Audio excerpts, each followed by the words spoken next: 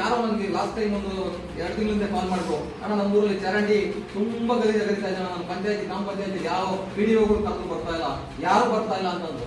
ಬಹುಶಃ ಯಾಕೆ ಬರ್ತಾ ಇಲ್ಲ ಅಂದ್ರೆ ನಮ್ಮ ಈ ಸ್ಥಿತಿಗಳು ಸರಿ ಇಲ್ಲ, ನಮ್ಮಲ್ಲಿ ಕೇಳೋರು ಯಾರಿಲ್ಲ. PDO ಗಂಡಿಸುವಂತ ಶಕ್ತಿ ಯಾರಲ್ಲಿ ಇದೆಯಾ? ಯಾರಾದ್ರೂ ಮಾತಾಡ್ತೀರಾ? ಒಬ್ಬ ಗ್ರಾಮ ಪಂಚಾಯತಿ ಮೆಂಬರ್ ನಿಂತ್ಕೊಂಡು ಅವ್ರ ಎದುರು ಮಾತಾಡೋ ಶಕ್ತಿ ಇದೆಯಾ? ನನಗೆ ಫಂಡ್ ಬಂದಿಲ್ಲ ಅಂತಾರೆ. ಫಂಡ್ ಒಂದು ಗ್ರಾಮ ಪಂಚಾಯತಿ ಎಷ್ಟು ಫಂಡ್ ಬಂದ್ರೆ ಬರುತ್ತೆ ಅಂತ ಯಾರಾದ್ರೂ ಗೊತ್ತಾ? ಬರೀ ಗ್ರಾಮ ಪಂಚಾಯತಿ ಒಂದೇ ನಾನು ಹೇಳ್ತಾ ಇಲ್ಲ, ಎಲ್ಲಾ ಮದುವೆ ತಿಳ್ಕೊಳ್ಳಿ. ಒಂದು ಗೌರ್ಮೆಂಟ್ ಹಾಸ್ಪಿಟಲ್ಗೆ ಹೋಗಿ, ಒಂದು ಸ್ಟೇಷನ್ಗೆ ಹೋಗಿ, ಸ್ಟೇಷನ್ಗೆ ಹೋದ್ರೆ ಪೊಲೀಸರು ನಿಮ್ಮನ್ನ ಆಚೆ ಕಡೆ ತಿಳ್ಸ್ಬಿಟ್ಟು ಆ ಕಡೆ ಬಂದ್ಬಿಟ್ಟು ಪಾಕೆಟಲ್ಲಿ ಕೊಡಿ ಅಂತಾರೆ.